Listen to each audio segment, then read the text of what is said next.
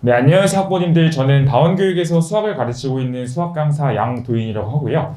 네, 저는 오늘 저희 좀 중위권 또는 중상위권 학생을 대상으로 우리 아이들이 이번 방학 때 어떤 학습을 해야 가장 효율적으로 공부를 할 수 있을지에 대해서 설명을 드리고자 첫 번째로 준비를 하게 됐는데, 네, 먼저 제가 생각했을 때 우리 아이들이 이번 방학 때 수원 입장에서는 어떤 학습을 하는 게 가장 중요할까라는 생각을 해봤는데, 사실 작년 양정, 제가 여러 학교의 문제들을 몇 개씩 추려왔는데, 작년 양정 객관식 1학기 중간고사 킬러 마지막 중에 두 번째 문제거든요. 그래서 이 로그 함수가 이제 킬러 문제로 나왔었는데, 사실 이 로그 함수 문제에서 제일 중요했던 건 로그 함수 위에 두 점과 직선이 만드는 저 90도라는 상태를 우리 아이들이 해석할 수 있었던 능력이 있었는가 인데, 중요한 건 사실 이제 학교 선생님들이 수원부터 문제를 내실 때는 창작의 영역을 넘어서 결국에 기존에 출제되었던 모의고사 문제들의 아이디어를 기반으로 발전시키는 문제들을 출제할 거기 때문에 결국에 90도가 되는 상황은 이미 교육청 문제에서 출제가 됐던 상황인 거거든요. 그렇기 때문에 우리 아이들이 중위권일지라도 이번 방학 때 정말 중요하게 생각하셔야 되는 건 기출을 방학 때 끝내줘야 됩니다. 우리 아이들이 기출을 한다는 건요, 중위권 아이들과 최상위권 아이들의 가장 큰 차이점은, 최상위권 친구들은 한번 머릿속에 실전 개념을 정리하면 자기 스스로 쭉쭉 끌고 나갈 수 있는 힘이 있지만, 이 중위권 친구들은 했던 거긴 한데 어떻게 했더라 계속 까먹는 경향이 있거든요. 그러면 우리 아이들이 이런 경향을 이겨내고 내신 때 시험을 잘 받기 위해서 제일 중요한 건 일단 방학 때 모의고사 문제들을 주제별로 정리하면서 실전 개념을 일단 머릿속에 집어넣는 게 가장 중요합니다.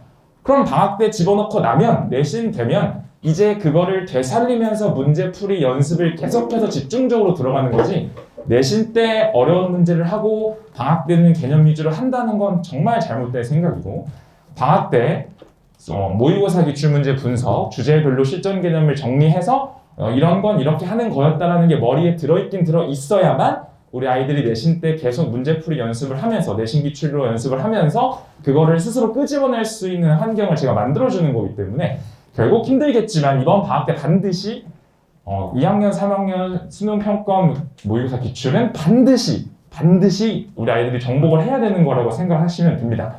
그러면 결국에 다른 학교 시험들도 마찬가지입니다. 이번에도 양정 시험인데 이번에는 거의 똑같이 냈어요. 결국에 이렇게 문제가 똑같음에도 불구하고 선생님들이 낼 수 있는 건 애들이 풀어봐도 못 푼다는 거거든요. 우리 아이들은 풀어봤는데 이게 어떤 주제에서 어떻게 했었는지를, 그 행동을 내신 때 연습을 하는 거고, 반드시 방학 때는 해봐야 됩니다. 내신 때 처음 해보면 절대 시험 때 맞출 수가 없기 때문에 우리 중위권 학생들은 반드시 이번 방학 때 힘들겠지만 수원 모의고사 기출을 완벽하게 할 수 있을 정도로 수원에 좀 힘을 많이 실어 주셔야 한다. 이게 드리고 싶은 말씀이고요. 목동고도 마찬가지입니다. 이게 중요한 게 수원 수투부터는 모의고사 기출 양 자체가 굉장히 많습니다. 3학년 문제도 있지만 사실 2학년 문제도 있기 때문에 2학년 킬러급 21, 30, 3학년 공통 15, 22 이런 것들만 다 모아놓더라도 문제 자체가 굉장히 방대합니다. 그렇기 때문에 반드시 수원 모의고사에 힘을 꼭 실어주셨으면 좋겠고, 네, 그럼 뭐 모의고사만 하면 시험 잘 보는 거 아닌가? 이런 생각을 할 수 있는데, 일단 내신이다 보니까 수원 단원을 좀 분석을 해보면 지수로그, 삼각함수, 수열 이렇게 3개의 단원으로 구성이 되어 있는데요. 사실 모의고사 기출에 4점짜리로 나오는, 단골로 나오는 4점짜리, 그리고 킬러급 문항들은 거의 90% 이상이 이제 그래프 추론 문제가 됩니다. 내신에는 이제 그래프 추론만 낼 수는 없는 거니까 그냥 지수로고 단순 계산, 동경삼각함수 단순 계산, 여기서도 이제 문제를 출제해야 되기 때문에 저쪽 파트에서는 모의고사 기출을 보다는 오히려 시중문제집에 있는 복잡한 계산 이런 걸 위주로 잡아야 하는 거거든요. 그래서 결국에 수원부터는 할 게 너무 많습니다. 문제지에 있는 더러운 문제들도 할 줄 알아야 되는데 모의고사 기출도 해야 된다네. 그렇기 때문에 우리 아이들이 수원 실력이 조금 부족하다면 수원에 많은 투자를 하는 게 정말 중요하다고 생각을 하고요. 그래서 보시면 알겠지만 강서 진명이 나왔던 문제인데, 얘네들이 이제 그래프 문제가 전혀 아니고 지수로그, 거듭 제곱 문제, 동경 확인하는 문제거든요. 그러니까 이런 것도 내신에는 자주 나올 수밖에 없기 때문에 단원별로 한 문제씩 내야 되다 보니까, 그래서 수원부터는 모의고사도 중요한데 시중 문제집에 있는 어려운 문제도 중요하더라. 그래서 꼭 두 가지를 기억해 주시면 좋을 것 같고요. 네, 다음은 이번에 수능에 나왔다. 공통 문제들의 오답률을 제가 높은 거 몇 개 위주로 뽑아왔는데, 이번에 공통 문제 중에 이제 오답률이 가장 높았던 게 22번, 14번, 21번, 15번. 이 네 문항이 오답률이 가장 높았습니다. 네, 22번은 항상 6, 9평대도 그랬고, 네, 수투 킬러 자리입니다. 사실 수투 킬러는 미적분 선택자든 확통 선택자든 기하 선택자든 오답률이 전부 다 94%입니다. 맞춘 사람이 5% 정도밖에 안 된다는 거죠. 근데 특이한 건 뭐냐면요. 21번 수원 문제는 정답률이 한 16% 정도 되는데 이거는 선택자별로 차이가 굉장히 심합니다. 미적 선택자는 정답률이 40%대였는데 확통 선택자는 정답률이 14%, 기하 선택자는 정답률이 30%였는데 그러면 왜 21번에서는 이제 그런 차이점이 나왔을까를 생각을 해보면 21번 문제는 지수 함수와 로그 함수 그리고 절대값 함수가 포함된 그래프 문제였는데 그럼 우리 미적분이라는 과목의 특성상 미적분은 수원, 수투를 합치면 미적분인 겁니다. 그렇기 때문에 어쩔 수 없이 미적분인 친구들은 나 지수 함수도 잘해, 로그 함수도 잘해, 미분도 잘해, 연습 많이 했어. 그렇기 때문에 훨씬 정답률이 높을 수밖에 없는 구조인 거거든요. 그럼 거꾸로 생각해보면 이렇게 생각할 수 있습니다. 우리 아이가 미적분을 잘할 수 있냐 없냐는 결국 수원 수투에 달려있는 거거든요. 우리 아이가 수원 그래프 잘 그리고 미분적분 개념을 연습했다면 사실 함수 종류만 초월함수로 바꾼 게 미적분이기 때문에 혹시 우리 아이가 수원 수투가 조금 부족한데 선행이 조금 모자라서 이번에 꼭 미적분을 해야 될까? 라는 생각을 해봤을 때 저는 그렇게 생각합니다. 우리 아이가 수투를 잘하지 않는다면 미적분을 해봤자 아무런 의미가 없습니다. 왜냐면 지금 5번 문항 보시면 수능 5번인데 정답률이 60%밖에 안 됩니다. 이유가 뭐냐면 5번 문항이 삼각함수 단순 계산이었거든요. 우리 아이들이 3학년쯤 되면 단순 계산 할 줄 알겠지 하고 이제 안 하는 거죠. 결국 중위권들의 가장 큰 특징은 안 해버리면 잊어버린다는 겁니다. 결국에 우리 아이들이 수투가 잘 안 되는데 미적분을 해봤자 딱 5번 형태의 꼴이 날 수밖에 없어요. 이렇게 결국 잊어버리게 될 겁니다. 그냥 기억하는 수학이 중요한 게 아니고 결국에 우리 아이가 미적분에서 뭔가를 얻고 이번 방학 때 쌓고 싶다면 수투가 좀 되어 있는 친구들은 미적분을 하셔도 오케이지만 수투가 조금 부족하다면 미적분을 도전하는 거는 제 생각에는 시간 낭비지 않을까라는 생각을 하고요. 그냥 또 두 번째 특징은 결국에 수투는 킬러 문항들을 수원과 비교했을 때 난이도가 이제 압도적으로 좀 어렵습니다. 오답률을 보시면 알겠지만 그러면 결국에 이 다음 여름방학 때 가장 중요한 건 아마 수투 킬러를 대비를 하는 걸 텐데 그러면 우리 아이가 다음 방학 때 수투 킬러를 할 수 있으려면 이번 방학 때 뭔가 해야 되지 않을까라는 게 제 생각인 겁니다.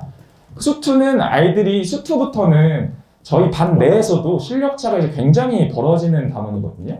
조금 수투에 좀 트여있는 친구들은 쭉쭉쭉쭉 치고 나갈 수 있는데 안 트인 친구들은 계속 머물러 있습니다. 대학생활 때 가장 큰 차이점은 뭐냐면 다음 여름방학 때 당연히 제 수투 커리는 지금 수원 커리와 마찬가지로 심화 수업을 하면서 모의고사 킬러 위주로 진행을 할 텐데 그 킬러들을 들었을 때 소화할 수 있는 능력이 지금 방학 때 길러져야 된다는 거거든요. 쉽게 말해서 수트는 단순히 개념 한 번 하고 심화해도 부족합니다. 개념하고 실전 개념을 하고 그 다음에 킬러 문제풀이까지 가야만 킬러 문제들을 소화할 수 있는 거거든요.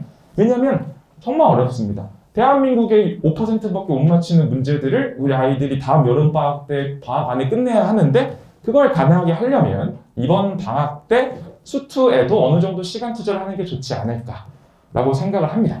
그래서 저는 이번 방학 때는 수원, 수투 두 가지 수업만 준비를 했습니다. 작년에는 미적분 선행을 했었는데 올해는 과감하게 미적분 선행을 빼고 정규에서는 이제 수원 심화를 진행을 할 겁니다.